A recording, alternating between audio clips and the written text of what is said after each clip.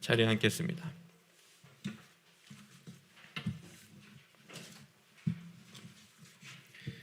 자, 오늘 사도행전 10장의 말씀을 보았는데 오늘도 계속해서 이제 베드로의 이야기가 나오고 있어요. 그렇죠?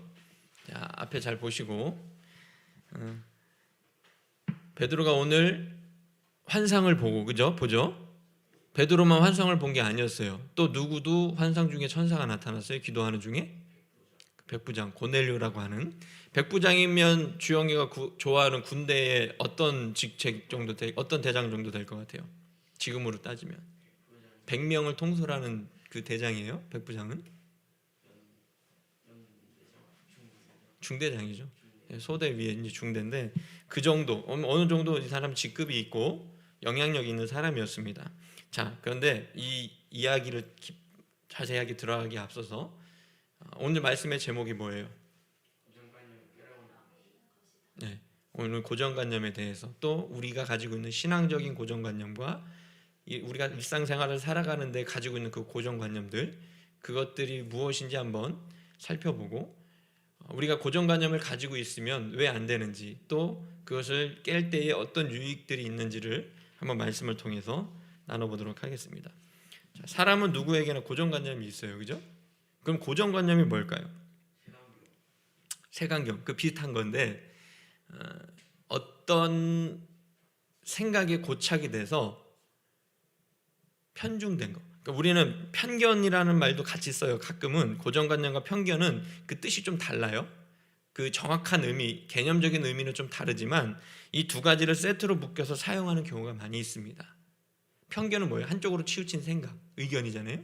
고정관념도 그렇게 내가 어떤 생각에 고정이 돼서 사로잡혀서 다른 것을 폭넓게 보지 못하는 시야가 좁은 그것을 바로 고정관념이라고 해요. 나의 생각이 그 고정되어 있는 그 좁은 시야, 이것을 바로 고정관념이라 하는데 우리는 각자 어떤 현상이나 사람 또 사물들을 볼 때에 자신의 경험과 지식 또 생각이 만들어낸 고정관념으로 그것들을 판단하는 경우가 많이 있습니다. 자, 그 고정관념이 일반적인 상식 수준이면 참 감사할 텐데 사람마다 저도 고정관념이 있어요. 목사님도 여러분도 여러분들만의 고정관념이 있어요. 그러면 사모님의 고정관념은 뭘까요? 목사님이 여름에 넥타이를 하고 설교했어요? 안 하고 했어요? 안 했더니 안 하고 나타났더니 예배가 마치고 난리가 났어요. 아니 목사님이 어떻게 넥타이를 안 하고 강단에 설 수 있느니 없느니 바로 이게 바로 고정관념이죠. 그죠? 이거 안 하면 어때요? 그죠? 안 하면 어때? 그죠? 바로 이게 바로 고정관념이에요. 뭐 넥타이를 안 하든 마이를 벗고 설교를 하든 사실은 깔끔해 보이고 뭔가 내가 하나님 앞에 예의를 격식을 갖추는 왜냐하면 우리의 마음의 중심이 우리가 마음이 하나님께 향한다는 것은 우리의 뭘로 나타나요? 복장으로도 나타나죠. 그러니까 내가 최대한 내가 가지고 있는 좋은 옷, 깔끔한 옷 내가 하나님 앞에 그 귀하신 분 앞에 나아갈 때에 최대한 예의를 갖춰서 좋은 것으로 하고 나아가는 그게 중요합니다. 하지만 그게 너무 고착되면 형식적이 되면 그게 바람직한 거예요? 아니에요? 그렇지 않다는 거죠. 어제도 얘기했어요. 사모님 얘기 좀 많이 해서 좀 그런데 또 혼날지도 모르겠는데 자, 그 누구 사촌 동생 중에 머리 스타일을 조금 이상하게 한 사촌 동생이 있다고 했어요. 근데 그 머리 스타일을 조금 불량스럽게 하고 이상하게 한다고 그 사람의 신앙을 평가할 수 있을까요? 근데 어떤 사람은 좀 보수적인 신앙을 가진 사람은 어떻게 하나님 믿는 사람이 저렇게 할 수 있을까라고 하는 그런 고정관념이 또 있을 수 있어요. 누구나 사람은 다 자기만의 그런 자기의 생각과 지식과 경험 또 내가 교육받아 온 내가 들어왔던 이야기들 때문에 가지고 있는 편견과 고정관념이 누구에게나 있다는 겁니다. 제가 이거를 뭐 사모님을 나쁘다고 얘기하고 좀 잘못됐다고 얘기하려고 이 얘기를 할까요? 아니에요. 목사님에게도 고정관념이 있어요. 어떤 사람이 목사님이 볼 때에 목사님이 가지고 있는 고정관념도 있어요. 거짓말하는 사람을 정말 싫어하는데 한번 거짓말하는 사람을 잘 믿을까 안 믿을까요? 아, 쟤는 그냥 거짓말하는 애야. 쟤는 그냥 찌질한 애니까 쟤는 제껴버려야 돼. 이렇게 생각하는 고정관념이 목사님에게도 있어요. 그러면 안 돼요. 그렇다 할지라도 조금은 내 마음에 들지 않고 연약해서 거짓말한다 할지라도 그 사람은 그래도 품고 그걸 감안하고 해야 되는데, 어느 부분에 있어서 탁 핀트가 나가버리고 그것이 내 목사님 마음에, 제 마음에 들지 않으면 제가 가지고 있는 그 고정관념으로 그 사람을 쉽게 판단하는 나쁜 편견이 목사님에게도 있습니다. 호불호가 좀 갈려요. 이런 편견들을, 고정관념은 누구에게나 다 있어요. 그런데 누구에게나 이런 고정관념이 있는데 이것이 이해하기에 상식적인 수준이면 우리가 감사하다 그러겠죠, 그죠? 그 정도는 우리가 이해해 줄 수 있는 고정관념이라면 괜찮을 텐데, 어떤 사람들은 이 고정관념의 수준이 이해하기 힘든 수준을 넘어서 다른 사람을 힘들게 하거나 아니면 위험한 사상을 가지고 있는 사람들도 있어요. 그것이 정치적인 색깔이든 신앙적인 색깔이든 요즘 핫한 젠더 간의 갈등에 대한 부분이든 한쪽으로 기형적으로 심각하게 휘어져서 편견을 가진 사람들은 자신뿐만이 아니라 다른 이들도 불행하게 만드는 사람들입니다. 어떻게 한다고요? 그 생각이 너무 기형적으로 한쪽으로 심각하게 휘어져 있는 사람들, 편견, 이상하게 휘어져 있는 그 생각에 고정관념을 가진 사람들, 특히나 막 좀 이런 젠더 갈등이 좀 심하죠. 젠더 갈등이 뭐예요? 동성애 문제든지 트랜스젠더 문제든지 성적인 이런 정체성의 문제를 가지고 너무 한쪽으로 옹호한다든지 너무 한쪽으로 그 사람들을 정죄한다든지 너무 양극단으로 이렇게 옹호하는 사람이 있으니까 나는 중도를 지키고 이 사람들을 바라봐야지, 이게 아니라 이쪽 극단으로 갔으니까 나는 이쪽 극단으로 갈 거야 해서 완전히 이렇게 기형적으로 양극단으로 갈라진다고 했잖아요, 그죠? 목사님이 이거를 예전에 빗대서 뭘로 예를 들어줬어요? 색안경인데 다리 꼬는 걸로 비유했잖아요, 그죠? 왼쪽으로 꼬면, 한쪽으로 꼬면, 이쪽으로 꼬면 골반이 어떻게 돼요? 그죠? 왼쪽으로 틀어지겠죠. 그렇다고 이것을 바로 잡는다고 반대쪽으로 다리를 꼬고 있으면 이게 그 틀어진 골반이 잡혀요? 이건 이중불구가 된다고 그랬잖아요. 이쪽 극단, 이쪽 극단, 이 둘은 이중불구예요. 잘못된 편견을 가지고 있는 이쪽 편견이든 이쪽 편견이든 이거는 불구적인 생각이지, 불구지. 이 사람들이 있기 때문에 나는 이런 생각을 가져야 돼. 이거는 참 미련하고 수준 떨어지고 정말 하찮은 좀 위험한 생각입니다. 그러므로 우리는 이런 편협한 생각을 가진 사람들에게 또 휘둘리지 않으려면 건전하고 깊이 생각하는 힘을 길러야 됩니다. 이쪽에 있는 사람들이 막 주장한다고 이게 좀 그럴듯해 보이니까 이쪽으로 우르르 몰려가고, 또 이쪽에 있는 사람들이 막 주장하고 막 힘있게 뭔가를 하니까 집회하고 하니까 이쪽으로 우르르 몰려가고. 응? 박쥐 같은 사람, 그렇죠? 박쥐 같은 사람들, 이 사람들 여기 붙었다 저기 붙었다 하는 이 박쥐 같은 인간들도 아주 문제입니다. 자, 그래서 우리는 뭘 해야 된다고요? 이런 현상을 볼 때에 고정관념이나 편견에 사로잡히지 않으려면 뭘 하는 힘을 길러야 된다고요? 생각하는 힘을 길러야죠.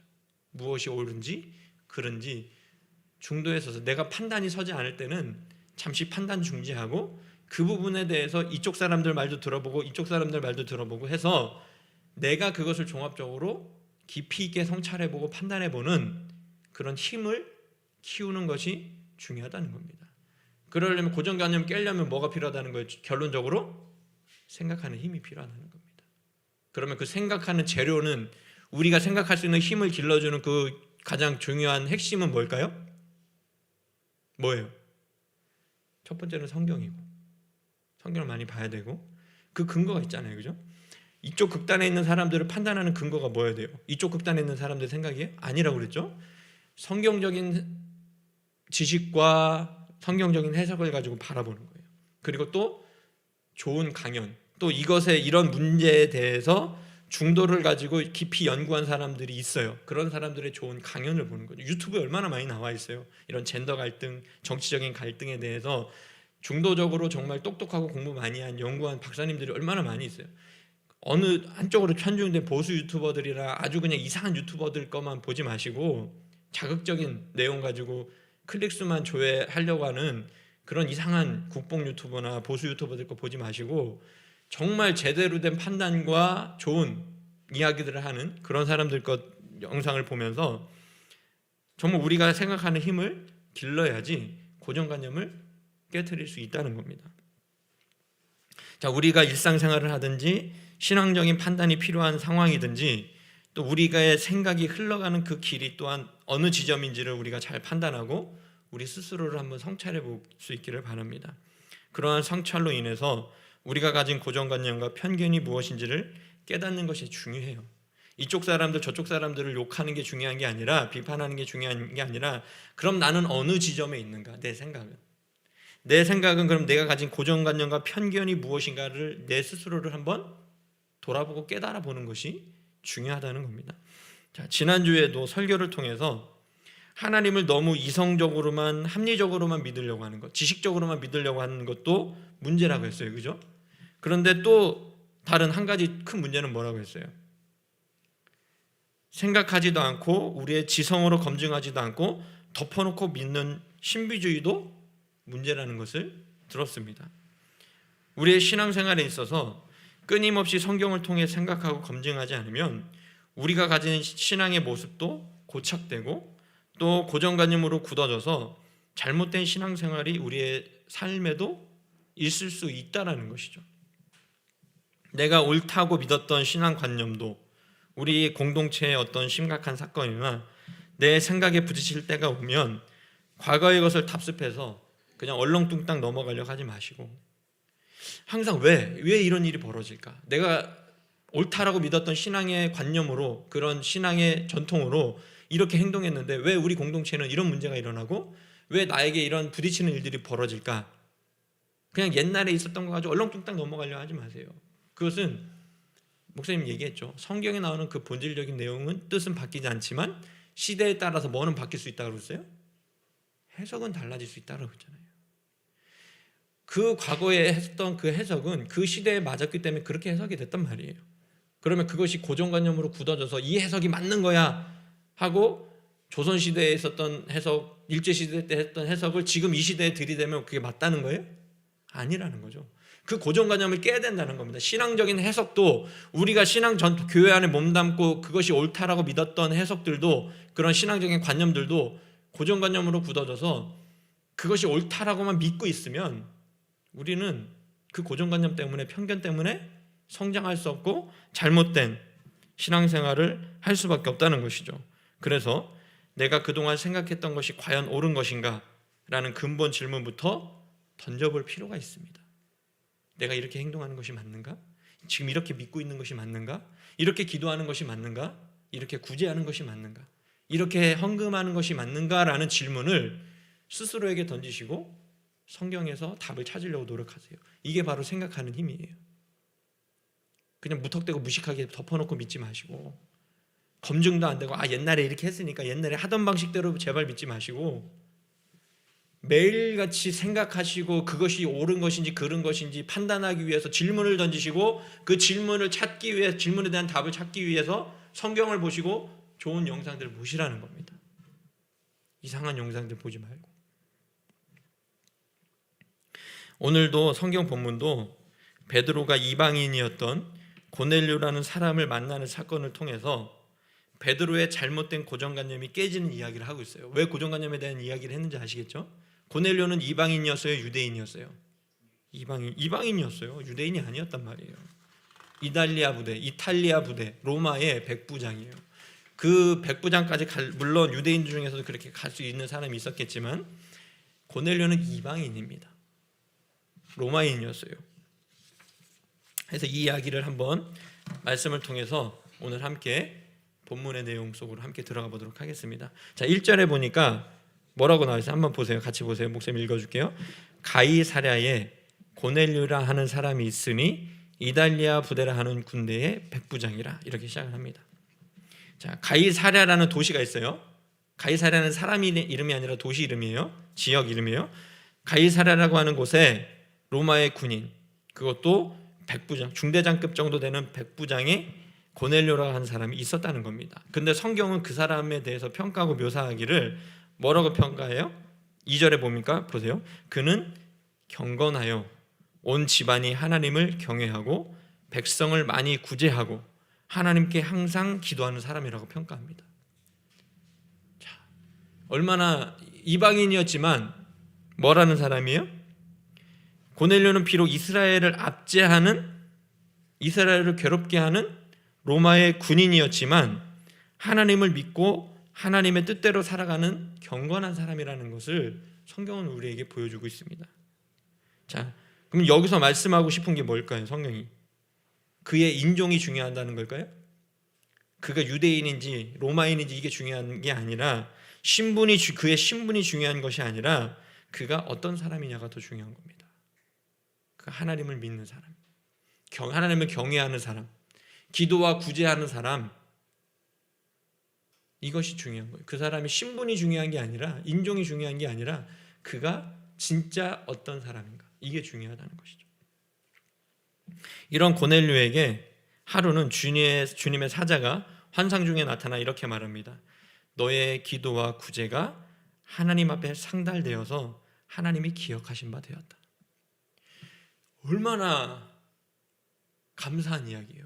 갑자기 기도 중에, 환상 중에 하나님의 천사가 나타나셔서 너의 기도와 구제하는 것이 하나님 앞에 상달되었고 하나님이 너의 그 기도와 구제를 기억하고 계신다. 우리도 이런 말 좀 한번 음성 들어보고 싶지 않습니까?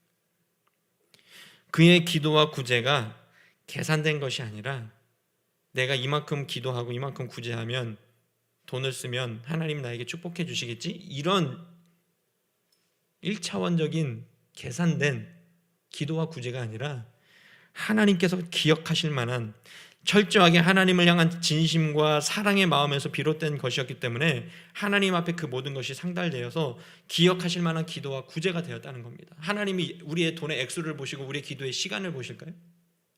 아니죠. 왜 기도하는지, 왜 그렇게 하나님 앞에 헌금하고 구제하는지 뭘 보신다는 거예요? 우리의 마음의 중심을 보신다는 겁니다. 그래 하나님 앞에 상달되는 거예요. 내가 100만 원 하나님 앞에 헌금하면 이게 뻥튀기 돼서 1000만 원, 무슨 재테크처럼 헌금하는 사람들이 있어요.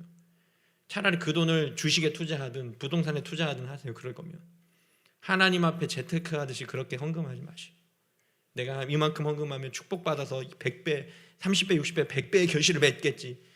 그럴 때 쓰라는 말 아니에요. 그 30배, 60배, 100배는.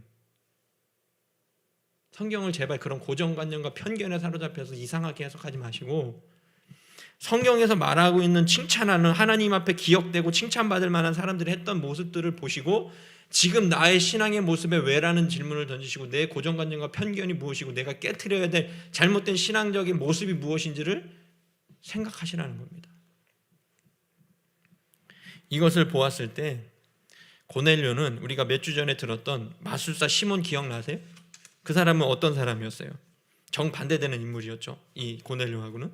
그 사람은 사마리아 땅에 살았던 사람인데 그가 마술을 행해서 사람들을 현혹했잖아요. 그죠? 그러다가 빌립의 전도를 듣고 그도 빌립을 따랐지만 그곳에 베드로와 요한이 왔을 때 성령이 임하는 걸 보고 그 성령의 선물을 뭐 어떻게 하려고 그랬어요?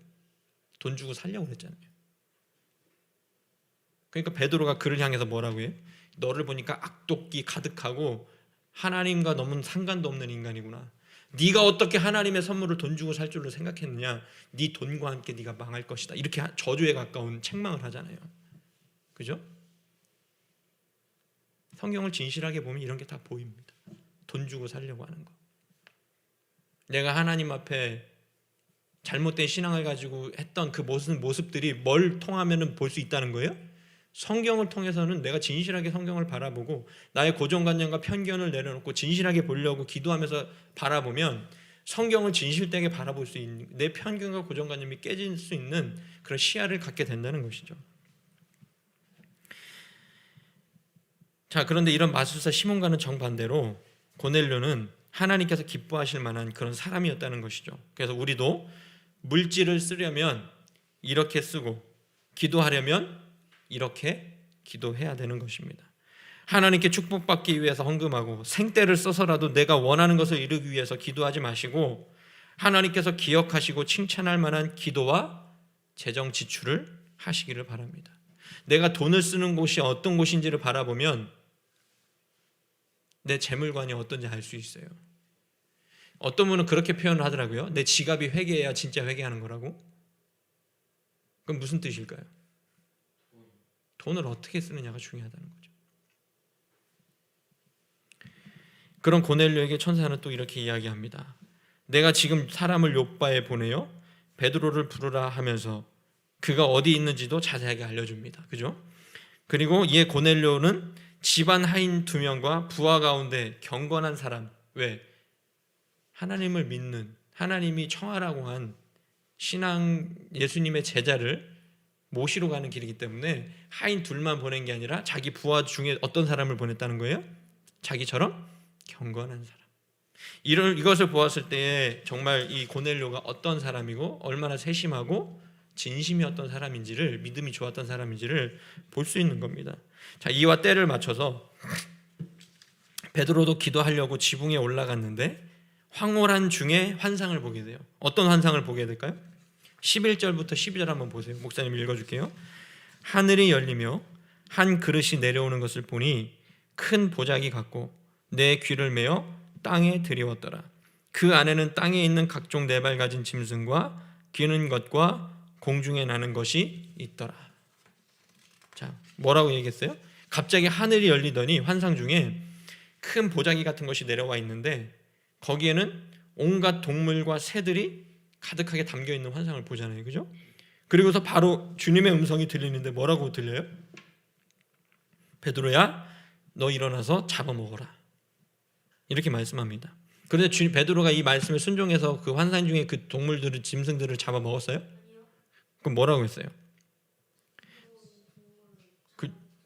그렇죠. 베드로가 이렇게 주님의 말씀을 거부합니다. 주님의 말씀을 거부하고 오히려 주님을 향해서 항변하듯이 자신의 의를 드러내요. 뭐라고 드러내냐면 주여 그럴 수 없나이다. 속되고 깨끗하지 아니한 것을 내가 결코 먹지 아니하였나이다. 이렇게 해서 자기의 의를 드러내면서 주님의 말씀을 거부해요. 아마도 큰 보자기에 들어있던 온갖 동물들 중에는 율법에서 먹지 말라고 금하는 부정한 짐승도 있었던 모양입니다. 그러니 베드로는 자신이 율법을 잘 지키기 때문에 먹을 수 없다고 말한 것이죠. 그러니까 주님이 뭐라고 했어요? 그래, 네가 율법을 참 잘 지키는구나 하면서 베드로를 칭찬했어요? 뭐라고 했어요? 베드로의 이 자신의 의를 드러낸 항변의 말에 주님께서 이렇게 말씀하십니다. 15절에 보니까 하나님께서 깨끗하게 하신 것을 네가 속되다고 하지 말아라. 이런 일이 3번이나 있은 후에 그 그릇이 하늘로 올려져 갑니다. 먹어라, 싫어요. 먹어라, 싫어요. 이게 3번이나 있은 다음에. 이게 무슨 뜻일까요? 여기에 베드로의 뭐가 나오는 거예요? 오늘 말씀의 제목으로 비춰본다면 베드로의 고정관념이죠. 부정한 짐승은 먹으면 돼야 안 돼요. 근데 그것을 잡아 먹으라고 말씀하신 분은 누구예요? 하나님이시죠. 자기의 고정관념 때문에 누구의 말을 거역한 거예요? 하나님의 말씀을 거역한 거죠. 이만큼 신앙적인 고정관념이 무섭다는 거예요. 지가 가지고 있던 그 신앙적인 고정관념 때문에 누구를 거부한 거예요? 하나님을 거부한 거죠. 정말 모순되고 아이러니하죠. 구약의 율법과 신앙의 전통을 지키기 위해서 주님의 말씀을 거부한다? 이게 옳은 걸까요? 제가 앞서서 말한 고정관념이나 편견이 뿌리 깊게 자리 잡고 있다면 베드로뿐만이 아니라 우리도 우리의 그 신앙적인 편견에 의해서 주님의 뜻을 거부할 수 있음을 아시기를 바랍니다. 베드로가 바보라서 믿음이 없어서 주님의 뜻을 거부했을까요? 베드로는 자신이 그동안 믿어왔던 방식, 그 고정관념에 갇혀서 주님조차 거부했습니다. 그런데 우리가 베드로보다 지혜롭고 믿음이 좋을까요? 물론 믿음이 누가 더 좋고 나쁜지를 쉽게 함부로 판단할 수는 없습니다. 하지만 감히 짐작컨대 우리가 베드로만큼 주님을 향한 믿음과 열정이 있다고는 볼 수 없습니다. 이런 베드로도 자신의 그 고정관념에 의해서 부정한 짐승은 먹으면 안 된다라고 하는 그 보자기를 내려주신 분도, 그 먹을거리를 내려주신 분도 하나님이시고 그것을 먹으라 하신 분도 하나님인데, 주님이신데 나는 그런 부정한 거 안 먹었어요, 안 먹을래요. 하나님을 거부하는 거죠. 이런 베드로를 보고 우리는 비웃고 바보라고 여길 것이 아니라 이 말씀을 통해서 우리가 가진 신앙적인 고정관념과 편견이 무엇인지를 한번 깊이 생각하고 성찰해 볼 수 있기를 바랍니다. 베드로는 이 환상이 무엇인지 속으로 의아해하고 있었는데 그때 마침 누가 보낸 사람이 나타났어요? 도착했어요? 고넬료가 보낸 사람이 도착했죠. 이때 베드로가 그 환상에 대해서 생각할 때 또 성령께서 두 사람이 너를 찾을 것인데 일어나서 의심하지 말고 따라가라고 하는 그 말씀도 생각이 나는 거죠. 그런데 여러분, 하나님이 왜 이런 환상을 베드로에게 보여주셨을까요? 왜 하나님이 베드로에게 이 환상을 보여주신 것 같아요?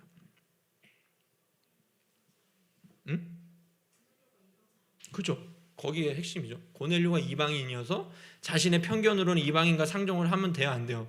유대인의 전통으로는 안 되죠. 그런데 하나님의 뜻은 이방인에게도 복음이 전파돼야 돼, 안 돼야 돼요? 돼야 되죠. 유대인들은 이방인과 상종할 수 없는 그 고정관념 때문에 베드로가 그를 거부할 걸 알았어요. 그래서 하나님이 그 환상을 보여주시는 것이죠. 자, 이스라엘 사람들이 이방인들을 어떻게 생각했나 그랬어요? 자신들만 선택받은 민족이고 심지어는 이방인들을 개취급했고 하나님의 심판을 받아 마땅한 사람들로 인식했어요. 저것들은 멸망당해야 돼. 저것들은 죽어 마땅한 인간들이야. 우리 민족을 괴롭히는 아주 잔악무도한 하나님 앞에 심판받고 저주받아야 될 족속들이야 라고 하면서 이방인들을 그렇게 생각을 했던 거죠. 그래서 그들과는 상종하지도 않았고 같이 식사를 하거나 교제를 하는 일은 더더욱 없었습니다. 그래서 이방인들과 피가 섞인 사마리아 사람들을 어떻게 했다는 거예요? 더 혐오했다고 했잖아요. 그죠? 어떻게 유대인으로서 이방인과 결혼해서 그 피가 섞였냐. 그래서 끔찍한 혼종으로 본 거예요. 사마리아 사람들을.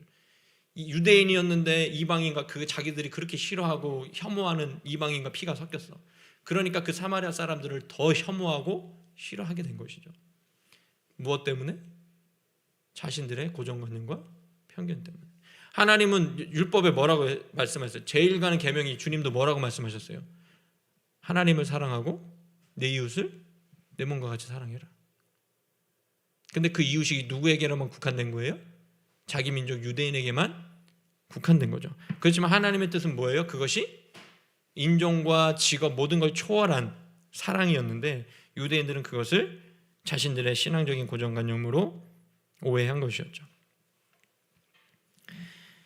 자, 주님이 십자가를 지심으로 모든 민족을 구원할 계획을 이루셨는데 유대인들은 아직도 선민 사상에 갇혀서 바른 판단과 신앙을 갖지를 못했습니다. 심지어 예수님의 직계 제자였던 베드로조차 말입니다. 자, 그런데 베드로가 사마리아 땅에 가서 성령이 임하는 걸 봤어요, 안 봤어요? 이방인들에게도 하나님이 성령을 선물로 주시는 걸 봤어요, 안 봤어요? 봤죠. 그럼에도 불구하고 여전히 그는 뭐에 갇혀 있었다는 거예요? 고정관념에 갇혀 있었다는 것이죠. 그래서 다른 성경에도 베드로가 유대인들을 의식해서 바울 서신에 보면 그런 내용이 나와요. 베드로가 이방인들과 함께 식사를 하다가 유대인들이 오니까 슬쩍 자리를 피해요. 그런 외식함을 보고 여러 사람이 상처받아요. 그러니까 바울이 베드로를 향해서 뭐라고 얘기해요? 아주 혹독하게 비난합니다. 너 때문에 지금 상처받은 사람들이 있다. 왜 외식하느냐? 왜 이방인들과 밥 먹다가 유대인들이 나타나니까 왜 그 자리를 너는 피해서 갔느냐? 그렇게 책망을 하잖아요. 베드로는 여전히 복음을 전파하면서도 뭐에 갇혀 있었던 거예요?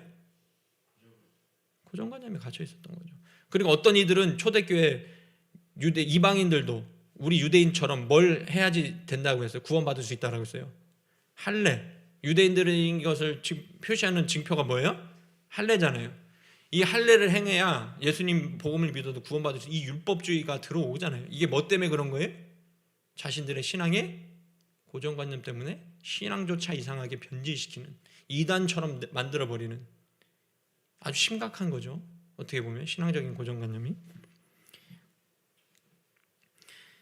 자, 하나님이 이미 깨끗하게 하신 것, 이미 구원하려고 하신 것을 자신들의 신앙 전통으로 폐하여 버리려는 아주 어리석은 그런 모습들이죠.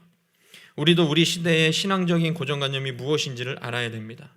그럼 우리 시대의 신앙적인 고정관념이 무엇이 있을까요? 뭐가 있어요?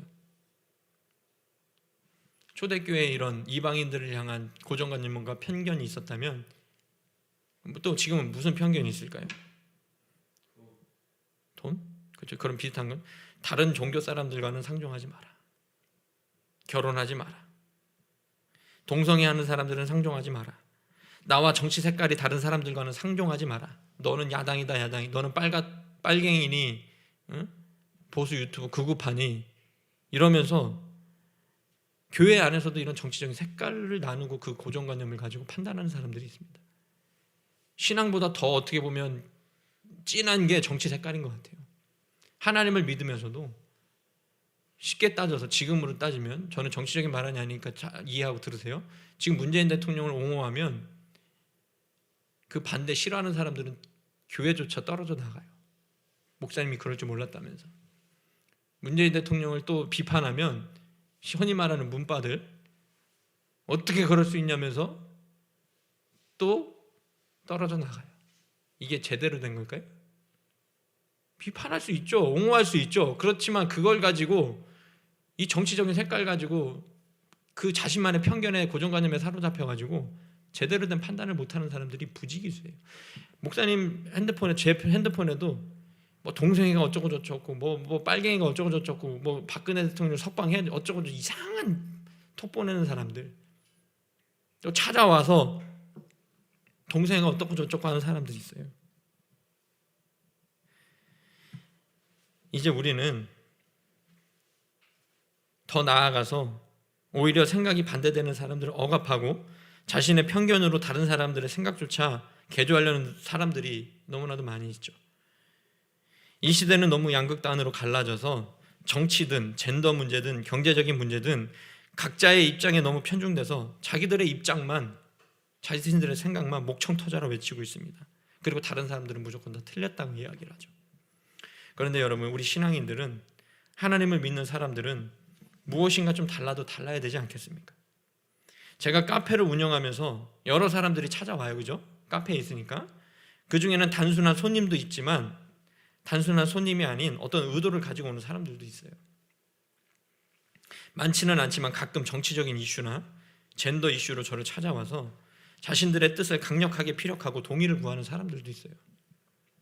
하지만 저는 그 사람들의 뜻에 동조하지 않습니다. 그들을 향해서 절대 물러서지 않고 이렇게 이야기하죠. 제발 좀 편향되게 보지 말고 균형 있게 판단하시라. 당신의 그 주장 때문에 상처받고 교회를 떠나는 사람들이 있으면 어떡할 것이냐고. 이 이야기에 너무 집중하면 덕스럽지도 않고 논란이 될 수 있기 때문에 이 정도에서 멈추겠습니다. 오늘의 말씀으로 돌아오면 베드로조차 그의 고정관념으로 이방인을 향해 선교하는 것, 복음을 전하는 것, 이방인들과 상종하고 교제하는 것을 껄끄러워했다는 것을 알았습니다. 우리도 지금 이 시대를 살아가는 우리도 우리의 한계와 편견을 알고 그것을 깨기 위해 노력할 수 있기를 바랍니다. 특히 이 시대의 약자들을 편견 없이 바라보고 악하다고 낙인 찍힌 사람들에게도 세상과는 다른 시선으로 바라볼 수 있기를 바랍니다. 그리스도인답게 그 어떤 것보다 사랑의 시선으로 그들을 마주 대하며 주님의 뜻을 이루어 갈 수 있기를 바랍니다. 주님이 받아들이시고 깨끗하게 하신 것을 우리의 신앙 전통과 우리의 이기적인 신앙 정서로 속되다, 더럽다 하지 마시고 우리의 고정관념과 싸워서 깨트리시고 세상의 한복판으로 복음 들고 과감하게 나아가는 저와 여러분들이 될 수 있기를 소망합니다. 기도하겠습니다.